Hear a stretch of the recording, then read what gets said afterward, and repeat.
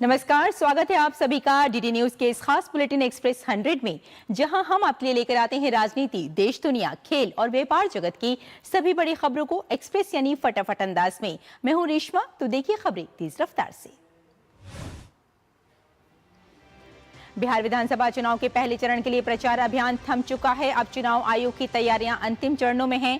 18 जिलों की 121 विधानसभा सीट पर कल वोटिंग होगी। बिहार में आज शाम तक हर पोलिंग बूथ पर चुनाव आयोग की टीम पहुंचेगी। पहली बार हर निर्वाचन क्षेत्र में एक सामान्य पर्यवेक्षक नियुक्त होगा। सभी मतदान केंद्रों पर वेबकास्टिंग कराई जाएगी ताकि चुनाव प्रक्रिया पर पूरी निगरानी रखी जा सके।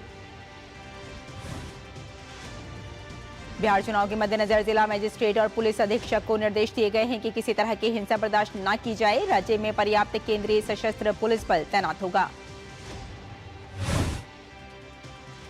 बिहार विधानसभा चुनाव के दूसरे चरण के लिए दिग्गजों ने कमर कस ली है। भाजपा अध्यक्ष जेपी नड्डा आज बिहार में 2 जगहों पर प्रचार कर रहे हैं। पूर्वी चंपारण के मधुबन में और पश्चिमी चंपारण के नरकटियागंज में उनकी जनसभा होनी है। बीजेपी के वरिष्ठ नेता राजनाथ सिंह ने चुनाव प्रचार के लिए बिहार में हैं। उन्होंने एनडीए की जीत का दावा करते हुए कहा कि बिहार में 2 से 3 बहुमत से एनडीए की सरकार बनने जा रही है। राजनाथ सिंह आज सिमरी बख्तियारपुर विधानसभा क्षेत्र के बाद सिकंदरा और गरुआ विधानसभा क्षेत्र में भी चुनावी सभा करेंगे और एनडीए प्रत्याशियों के लिए जन समर्थन मांगेंगे। महागठबंधन में दूसरे चरण के लिए प्रचार में जोरों शोर से जुटा है। कांग्रेस नेता राहुल गांधी का आज बिहार के औरंगाबाद और वजीरगंज में चुनावी सभा का कार्यक्रम है। बिहार में दूसरे चरण के लिए 11 नवंबर को मतदान होना है। अंतर्राष्ट्रीय चुनाव आगंतुक कार्यक्रम के तहत विदेशी मेहमान आज से बिहार के 2 दिवसीय दौरे पर हैं। आज वे ईवीएम प्रशिक्षण केंद्र और कल 6 नवंबर को वास्तविक मतदान देखेंगे।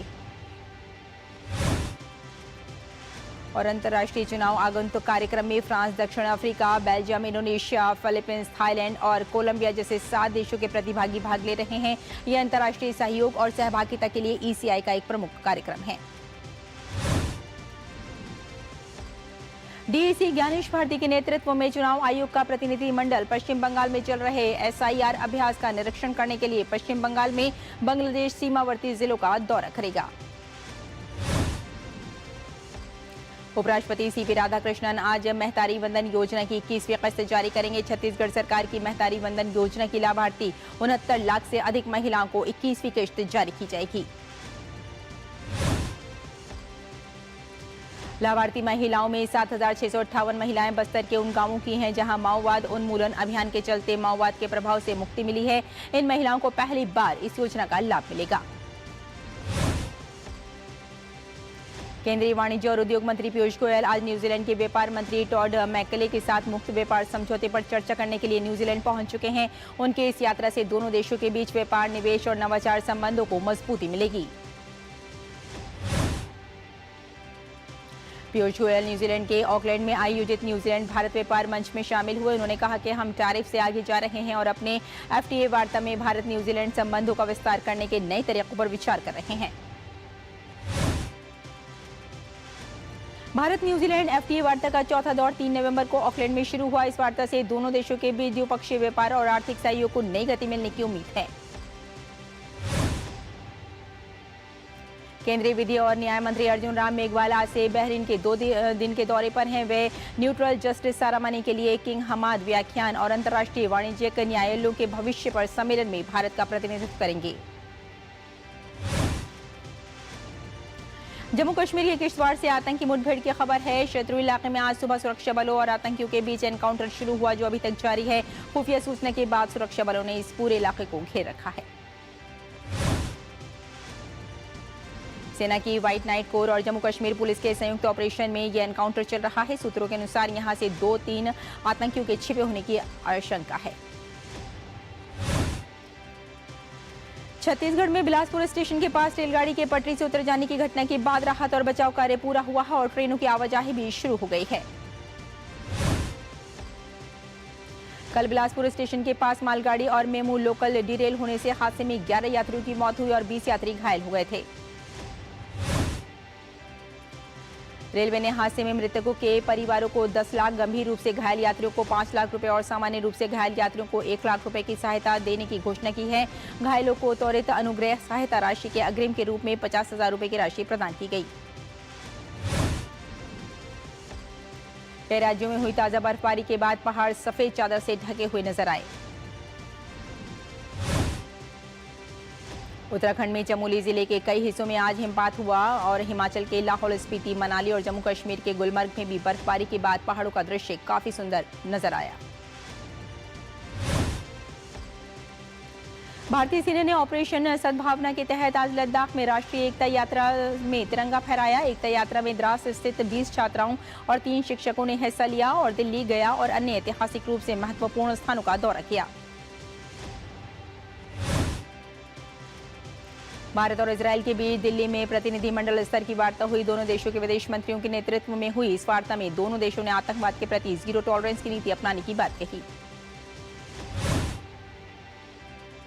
विदेश मंत्री डॉक्टर एस जयशंकर ने कहा कि द्विपक्षीय वार्ता में आतंकवाद, क्षेत्रीय सुरक्षा और भारतीय कामगारों का मुद्दा अहम है। वार्ता के दौरान भारत ने गाजा शांति प्रस्ताव का पूर्ण समर्थन किया है। इजरायल के विदेश मंत्री गिदोन साआर ने पीएम मोदी के इजरायल के प्रति समर्थन की सराहना करते हुए कहा कि हमें याद है कि 7 अक्टूबर को हमास के नरसंहार के बाद प्रधानमंत्री नेतन्याहू को फोन करने वाले वे पहले वैश्विक नेता थे जिन्हें हम नहीं भूलेंगे। आईआईटी बॉम्बे के शोधकर्ताओं ने एक ऐसी खोज की है जिसके जरिए डायबिटीज के खतरे का पहले से संकेत मिल सकता है। आईआईटी बॉम्बे की टीम ने कुछ छुपे हुए ब्लड मार्क्स यानी रक्त में मौजूद संकेतों की पहचान की जो शरीर में डायबिटीज को लेकर अलर्ट कर सकते हैं। आईआईटी बॉम्बे की टीम ने रक्त में मौजूद मेटाबोलाइट्स का अध्ययन कर 26 ऐसे अणुओं की पहचान की जो स्वस्थ और डायबिटिक लोगों में अलग पाए गए। ये अध्ययन डायबिटीज की शुरुआती पहचान करने की दिशा में कारगर साबित होगा। प्रधानमंत्री नरेंद्र मोदी ने देशवासियों को कार्तिक पूर्णिमा और देव दीपावली की शुभकामनाएं दी। उन्होंने कहा कि देश के अपने सभी परिवारजनों को कार्तिक पूर्णिमा और देव दीपावली की कोटि कोटि शुभकामनाएं। भारतीय संस्कृति और अध्यात्म से जुड़ा ये दिव्य अवसर हर किसी के लिए सुख, शांति, आरोग्य और सौभाग्य लेकर आए। देव दीपावली के अवसर पर आज शिव की नगरी काशी दीपों की रोशनी से जगमगाएगी। रात काशी के घाटों पर करीब 25 लाख दीप प्रज्वलित होंगे। इस वर्ष काशी के घाटों को 21 क्विंटल फूलों से सजाया गया है। देव दीपावली का अर्थ है देवताओं की दीपावली। मान्यता है कि इसी दिन भगवान शिव ने त्रिपुरासुर का वध किया था और देवताओं ने दीप जलाकर विजय का उत्सव मनाया था। देव दीपावली के अवसर पर काशी के दशाश्वमेध घाट पर होने वाली भव्य गंगा आरती इस बार भी देश के वीर जवानों को समर्पित होगी। 21 बटुक और 42 कन्याएं मां गंगा की आरती करेंगी। इस दौरान अमर जवान ज्योति जलाकर शहीदों को नमन किया जाएगा। आज देश भर में भक्ति और श्रद्धा के साथ गुरु नानक देव जी की 556वीं जयंती मनाई जा रही है। सिख धर्म के प्रथम गुरु नानक देव जी ने समाज को समानता, सेवा और मानवता का संदेश दिया। गुरु नानक देव जी के प्रकाश पर्व के अवसर पर गुरुद्वारों में विशेष कार्यक्रम आयोजित किए जा रहे हैं। गुरु नानक जयंती के अवसर पर स्वर्ण मंदिर में श्रद्धालुओं की भीड़ उमड़ रही है। प्रधानमंत्री नरेंद्र मोदी ने प्रकाश पर्व पर एक्स पर देशवासियों को शुभकामनाएं दी और लिखा कि श्री गुरु नानक देव जी का जीवन और संदेश आज भी मानवता का मार्गदर्शन करता है। उनके करुणा, समानता, विनम्रता और सेवा के उपदेश अत्यंत प्रेरणादायक हैं। उनके ज्ञान का प्रकाश हम सबको हमेशा प्रकाशित करता रहे। राष्ट्रपति द्रौपदी मुर्मू ने गुरु नानक देव जयंती की पूर्व संध्या पर देशवासियों को शुभकामनाएं दी। राष्ट्रपति ने कहा कि यह अवसर हमें गुरु नानक देव जी के आदर्शों और मूल्यों को अपनाने के लिए प्रेरित करता है और एक बेहतर समाज के निर्माण की दिशा में हमारा मार्गदर्शन करता है। केंद्रीय गृह मंत्री अमित शाह ने गुरु नानक देव जी की जयंती पर शुभकामनाएं देते हुए एक्स पर लिखा, गुरु नानक देव जी ने एक ओर जहां भक्ति को जीवन का मूल मंत्र बताया, वहीं अन्याय और अत्याचार का निर्भीकता से सामना करने की प्रेरणा भी दी। उनके आदर्श हर परिस्थिति में मानव जीवन को सही दिशा दिखाते हैं। हरियाणा के मुख्यमंत्री नायब सिंह सैनी ने दिल्ली के मेजर ध्यानचंद नेशनल स्टेडियम में गुरु नानक जयंती के अवसर पर आयोजित समारोह में शिरकत की। उत्तराखंड के मुख्यमंत्री पुष्कर सिंह धामी ने गुरु नानक जयंती के अवसर पर गुरुद्वारा श्री गुरु सिंह सभा पहुंचकर मत्था टेका। उन्होंने कहा कि हम गुरु नानक की प्रेरणा से सभी धर्मों को आगे बढ़ने का मार्ग मिला। सभी लोग उनके जीवन से प्रेरणा लेकर धर्म और कर्म के क्षेत्र में आगे बढ़ रहे हैं। आज कार्तिक पूर्णिमा पर पवित्र नदियों में श्रद्धालु स्नान कर रहे हैं। कार्तिक पूर्णिमा पर पूरे देश में पवित्र नदियों, खासकर गंगा में स्नान करने की परंपरा है। आज हरिद्वार, वाराणसी जैसे तीर्थों पर स्नान करने के लिए लाखों श्रद्धालु पहुंचे हैं। कार्तिक पूर्णिमा के अवसर पर प्रयागराज में श्रद्धालु ने त्रिवेणी संगम पर पावन स्नान किया और पूजा अर्चना की। मान्यता है कि कार्तिक पूर्णिमा का स्नान पापों से मुक्ति दिलाता है। अयोध्या में पवित्र नदी में स्नान करने के लिए सुबह से ही श्रद्धालु पहुंच रहे हैं। कार्तिक पूर्णिमा पर अयोध्या के हनुमानगढ़ी मंदिर में दर्शन के लिए भक्तों की भीड़ उमड़ी। उड़ीसा के भुवनेश्वर में कार्तिक पूर्णिमा के अवसर पर भक्तों ने बोईता बंदना उत्सव के उपलक्ष्य में अनुष्ठान किए। बिहार की लोक गायिका शारदा सिन्हा की पहली पुण्यतिथि पर पीएम मोदी ने उन्हें श्रद्धांजलि देते हुए एक संदेश में कहा कि बिहार कोकिला शारदा सिन्हा जी ने बिहार की कला संस्कृति को लोकगीतों के माध्यम से एक नई पहचान दी, जिसके लिए उन्हें सदैव याद किया जाएगा। प्रसिद्ध भारतीय गायक, संगीतकार, गीतकार और फिल्म निर्माता डॉक्टर भूपेन हजारिका की आज पुण्यतिथि है। असम के रहने वाले हजारिका ने 1000 गाने और 15 किताबें लिखी थीं। उन्हें भारत रत्न और पद्म विभूषण से सम्मानित किया गया था। केंद्रीय गृह मंत्री अमित शाह ने डॉक्टर भूपेन हजारिका को उनकी पुण्यतिथि पर श्रद्धांजलि देते हुए एक संदेश में कहा, संगीत के उस्ताद और महान फिल्म निर्माता हजारिका जी की रचनाओं ने असम की संस्कृति को प्रतिबिंबित किया है और मानवता एवं राष्ट्रीय एकता के मूल्यों को जीवित रखा। उनकी कला आने वाली पीढ़ियों को प्रेरित करती रहेगी। उत्तर प्रदेश के मथुरा में आयोजित ब्रज रज उत्सव का आज आखिरी दिन है। इस आयोजन में मथुरा से भाजपा सांसद हेमा मालिनी ने यशोदा कृष्ण नाटक की मनमोहक प्रस्तुति दी। और यहाँ रुकते हैं एक छोटे से ब्रेक के लिए, जल्द हाजिर होते हैं। आप देखते रहिए डीटी न्यूज। LIC युवा प्रोफेशनल्स के लिए लाए हैं नवजीवन श्री। करें नियमित प्रीमियम का भुगतान, जीवन बीमा का आनंद लें, प्राप्त करें प्रीमियम के प्रतिशत पर गारंटीकृत एडिशंस। अपने वित्तीय लक्ष्यों के अनुरूप मैच्योरिटी पर गारंटीकृत धनराशि पाएं। मौजूदा पॉलिसी धारकों के लिए आकर्षक अतिरिक्त लाभ। आज ही खरीदें। जब धरती चीर कर निकलता है लोहे का पत्थर और मिलता है मोंगिया के जोश से, फिर तपता है, पिघलता है और बनता है फौलाद। अब होता है सरिया सारी खूबियों के साथ। मोंगिया स्टील, मजबूत देश का मजबूत सरिया। 10 लाख की लॉटरी मुझे, वाह! फर्जी ऑफर्स से सावधान। RBI कहता है जानकार बनिए, सतर्क रहिए। ब्रेक के बाद एक बार फिर आपका स्वागत है।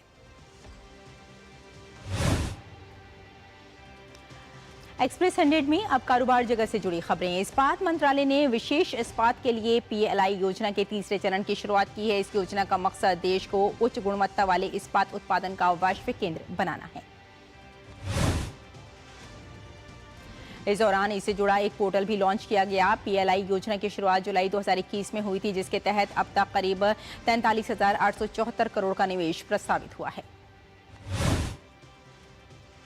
योजना के तीसरे चरण यानी PLI 1.2 के तहत 22 उप श्रेणियों को शामिल किया गया है, जिनमें super alloy, CRGO, stainless steel, titanium alloy और कोटेड स्टील जैसे उत्पाद शामिल हैं।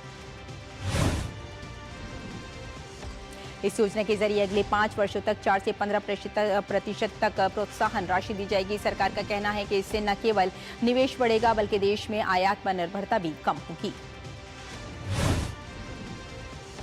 पिछले एक दशक में देश की नवीकरणीय ऊर्जा क्षमता में उल्लेखनीय वृद्धि हुई है। 2014 में लगभग 35 गीगावाट से बढ़कर अब देश में 197 गीगावाट से अधिक की स्थापित क्षमता है। ये उल्लेखनीय विस्तार भारत को वैश्विक स्तर पर सबसे तेजी से बढ़ते स्वच्छ ऊर्जा बाजारों में से एक बनाता है। केंद्रीय मंत्री हरदीप सिंह पुरी ने कहा कि भारत की ऊर्जा यात्रा एक नए युग में प्रवेश कर रही है। अमूल ब्रांड के तहत डेयरी उत्पादों का विपणन करने वाले Gujarat cooperative milk marketing federation limited को प्रति व्यक्ति जीडीपी प्रदर्शन के आधार पर दुनिया के पहले नंबर की सहकारी संस्था का दर्जा दिया गया है। दुनिया भर के टॉप 300 कोऑपरेटिव और म्यूचुअल एंटरप्राइज ने 2023 में कुल मिलाकर USD 2.79 ट्रिलियन का टर्नओवर हासिल किया। इनमें से भारत के इफ्को और अमूल ने फिर शानदार ग्लोबल लीडरशिप दिखाई। राष्ट्रीय जैव विविधता प्राधिकरण ने भारत के जैविक संसाधनों के सतत उपयोग को बढ़ावा देने के उद्देश्य से मूल्यांकन और लाभ साझा करने और जारी करने के उल्लेखनीय पहलू की श्रृंखला के तहत 199 लाभार्थियों को 3.00 करोड़ रुपए वितरित किए। पेटीएम ने 30 सितंबर को खत्म हुई द्वितीय तिमाही वित्त वर्ष 2026 के वित्तीय परिणामों की घोषणा की। कंपनी का ऑपरेटिंग रेवेन्यू पिछले साल के मुकाबले 24% बढ़कर 2061 करोड़ रुपए हो गया। उपभोक्ताओं की मांग निकलने के कारण स्थानीय बाजार में सरसों एवं सोयाबीन तेल, तिलहन और बिनौला तेल कीमतों में सुधार दर्ज हुआ। AI टूल जेट GBT गो की ग्राहकी आधारित सेवा मंगलवार से देश भर में शुरू हो गई। सीमित समय के भीतर इससे जुड़ने वाले भारतीय उपयोगकर्ताओं को 1 साल तक की सेवा निःशुल्क मिलेगी। SBI ने मंगलवार को वर्ष 2025-26 की जुलाई-सितंबर तिमाही के लिए 20,160 करोड़ रुपए का शुद्ध लाभ दर्ज किया, जो पिछले साल के मुकाबले 9.97% अधिक है।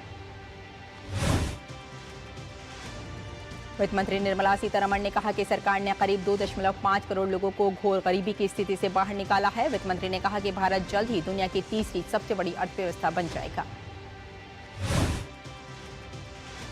रिपोर्ट के अनुसार देश में क्रेडिट कार्ड से खर्च सितंबर में सर्वकालिक उच्च स्तर पर पहुंच गया। त्योहारी सीजन में कुल खर्च 2.17 लाख करोड़ के स्तर पर रहा। WC की रिपोर्ट में कहा गया है कि भारत की डील मार्केट 2025 के तीसरी तिमाही में अपना ऊपर की रफ्तार पर बना रहा। इसमें 999 ट्रांजैक्शन 44.3 अरब डॉलर के मूल्य के साथ दर्ज किए गए।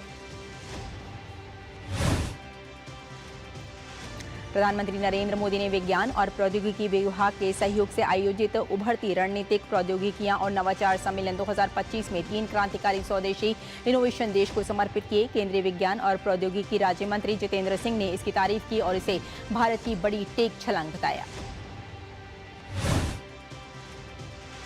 रॉयल एनफील्ड अगले वर्ष से अपने electric motorcycle brand flying flea की वैश्विक लॉन्च प्रक्रिया शुरू करेगी। कंपनी ने अपनी दूसरी electric bike flying flee S6 का प्रदर्शन इटली के मिलान में चल रहे EICMA ग्लोबल 2 व्हीलर एक्सपो में किया।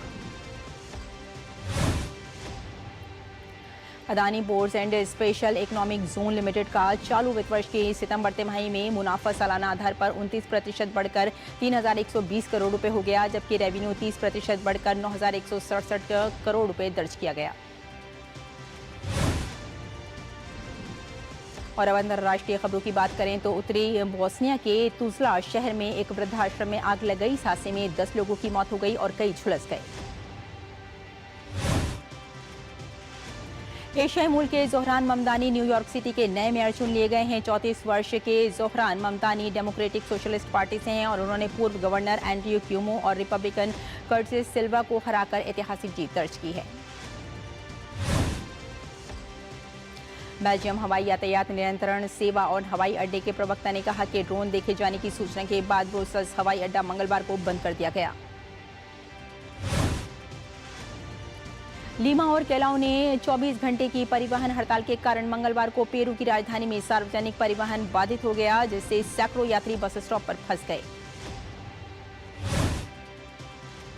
फिलीपींस में तूफान कालमेगी से सड़कें जलमग्न हो गईं। तूफान कालमेगी से मंगलवार को मरने वालों की संख्या 46 हो गई। इसमें तूफान के दौरान दुर्घटनाग्रस्त हुए सैन्य हेलीकॉप्टर के चालक दल के 6 सदस्य भी शामिल हैं। अमेरिकी सुप्रीम कोर्ट आज राष्ट्रपति डोनाल्ड ट्रंप की टैरिफ नीति से जुड़े मामले की सुनवाई करेगा। व्हाइट हाउस की प्रेस सचिव कैरोलिन लेविट ने बताया कि राष्ट्रपति और उनकी कानूनी टीम पूरी तरह तैयार है। इस मामले में विभिन्न कारोबारी संगठनों और 12 अमेरिकी राज्यों ने कानूनी चुनौती दी है। ये केस ट्रंप प्रशासन के अंतर्राष्ट्रीय आपातकालीन आर्थिक शक्तियों अधिनियम के तहत कार्यपालिका की शक्तियों की सीमा तय करेगा। अमेरिकी सुप्रीम कोर्ट में ट्रंप के टैरिफ नीति की वैधता पर सुनवाई इस बात का फैसला करेगी कि क्या राष्ट्रपति डोनाल्ड ट्रंप को 1977 के international emergency economic powers act के तहत व्यापक टैरिफ लगाने का अधिकार है या नहीं। ट्रंप प्रशासन ने इस कानून का उपयोग करते हुए अप्रैल में कई आयातित वस्तुओं पर टैरिफ लगाए थे। कई छोटे व्यावसायिक संगठन और कुछ राज्यों ने इन टैरिफों को अवैध बताते हुए सुप्रीम कोर्ट में चुनौती भी दी है। राष्ट्रपति ट्रंप का कहना है कि इन टैरिफों से अमेरिकी उद्योगों की रक्षा होगी, व्यापार घाटे को कम किया जाएगा और घरेलू उत्पादन बढ़ेगा। सुदूर पूर्वी रूस के कामचटका प्रायद्वीप क्षेत्र में आज सुबह फिर बड़ा भूकंप आया। नेशनल सेंटर फॉर सिस्मोलॉजी के अनुसार सुबह करीब 5 बजे कामचटका के पूर्वी तट पर 6.1 तीव्रता का भूकंप आया। यूपीएस का एक वाइड बॉडी कार्गो विमान मंगलवार को केंटकी के लुइसविले स्थित अंतर्राष्ट्रीय हवाई अड्डे से उड़ान भरने के कुछ ही देर बाद दुर्घटनाग्रस्त हो गया और आग की गोली में बदल गया। विमान में सवार 7 लोगों की मौत हो गई और 11 अन्य घायल हो गए। अमेरिका के सबसे ताकतवर उपराष्ट्रपतियों में गिने जाने वाले डिक चेनी का 84 वर्ष की आयु में निधन हो गया। चेनी का न्यूमोनिया और हृदय संबंधी जटिलताओं के चलते निधन हुआ। अमेरिकी पूर्व उपराष्ट्रपति डिक चेनी के सम्मान में व्हाइट हाउस पर अमेरिकी झंडे को आधा झुका दिया गया। चेनी राष्ट्रपति पद के लिए 2 सफल अभियानों में जॉर्ज डब्ल्यू बुश के साथ ही उम्मीदवार होने के साथ ही आतंकवाद, युद्ध और आर्थिक बदलाव के दौर में उनके सबसे प्रभावशाली व्हाइट हाउस सलाहकारों में से एक थे। जमैका के प्रधानमंत्री एंड्रयू होल्नेस ने कहा कि पिछले सप्ताह आए तूफान मेलिसा से घरों और प्रमुख बुनियादी ढांचे को नुकसान पहुंचा है, जो पिछले वर्ष के जीडीपी के लगभग 28% से 32% के बराबर है। हरमनप्रीत कौर की कप्तानी वाली विश्व कप विजेता भारतीय महिला क्रिकेट टीम बुधवार को देर शाम दिल्ली पहुंची। होटल पहुंचने पर खिलाड़ियों और सहयोगी स्टाफ को ढोल नगाड़ों के साथ भव्य स्वागत किया गया। इस दौरान महिला टीम की जैमिमा रोड्रिक्स, राधा यादव और स्नेह राणा होटल के भीतर ढोल की थाप पर थिरकती हुई नजर आईं। भारत के टी20 कप्तान सूर्य कुमार यादव और पाकिस्तान के तेज गेंदबाज हारिस रऊफ पर सितंबर में एशिया कप के दौरान खेल की छवि को नुकसान पहुंचाने के लिए जुर्माना लगाया गया है। टूर्नामेंट के दौरान 4 डिमोरेट अंक लगाए जाने से रऊफ को 2 एक दिवसीय मैच के लिए निलंबित भी किया गया है। इसके अलावा दक्षिण अफ्रीका के खिलाफ मंगलवार से शुरू हुई वनडे श्रृंखला में 2 मैचों के लिए वे प्रतिबंधित रहेंगे। भारतीय कप्तान सूर्य कुमार पर मैच फीस का 30% जुर्माना लगाया गया है। उन्हें खेल की साख को नुकसान पहुंचाने का दोषी पाया गया। जसप्रीत बुमराह पर भी एक डीमेरिट अंक लगाया गया है। एशिया कप फाइनल में हारिस रऊफ को बोल्ड करने के बाद बुमराह ने रऊफ को विमान गिरने का इशारा किया था। बीसीसीआई की क्षेत्रीय चयन समिति ने सीनियर महिला इंटरजोनल टी20 ट्रॉफी के लिए टीमों की घोषणा की। शेफाली वर्मा को उत्तर क्षेत्र टीम का कप्तान नियुक्त किया गया है। शेफाली वर्मा भारत की विश्व कप विजेता टीम की एकमात्र खिलाड़ी हैं जो सीनियर महिला इंटरजोनल टी20 ट्रॉफी में हिस्सा ले रही हैं। डिफेंडिंग चैंपियन अमेरिका की कोको गॉफ ने जबरदस्त प्रदर्शन करते हुए इटली की जास्मिन पाओलिनी को 6-3, 6-2 से हराकर WTA फाइनल्स में अपनी पहली जीत दर्ज की। भारतीय अंडर 23 पुरुष फुटबॉल टीम फीफा अंतर्राष्ट्रीय मैच विंडो के दौरान 15 नवंबर को थाईलैंड अंडर 23 टीम के खिलाफ अंतर्राष्ट्रीय मैत्री मैच खेलेगी। भारतीय अंडर 23 पुरुष फुटबॉल टीम थाईलैंड रवाना होने से पहले 7 नवंबर से कोलकाता में अभ्यास शिविर के लिए एकत्रित होगी। और महिला विश्व कप के सफलतापूर्वक समापन के बाद बीसीसीआई ने महिला प्रीमियर लीग 2026 की तैयारी शुरू कर दी है। अगले सीजन के लिए मेगा नीलामी 27 नवंबर को नई दिल्ली में हो सकती है। मीडिया रिपोर्ट के मुताबिक बीसीसीआई ने लीग की सभी 5 फ्रेंचाइजियों को सूचित कर दिया है कि नीलामी 27 नवंबर को नई दिल्ली में होगी। इंग्लैंड फुटबॉल टीम की पूर्व कप्तान डेविड बेकहम को खेल और समाज सेवा के क्षेत्र में असाधारण योगदान के लिए विंडसर कैसल में नाइटहुड की उपाधि से सम्मानित किया गया। नाइटहुड की उपाधि एक प्रतिष्ठित सम्मान है जो किसी व्यक्ति को उसके असाधारण कार्यों और समाज में महत्वपूर्ण योगदान के लिए दी जाती है। ये उपाधि यूनाइटेड किंगडम के सम्राट द्वारा दी जाती है। तो एक्सप्रेस न्यूज में फिलहाल इतना ही। हमें दीजिए इजाजत। नमस्कार।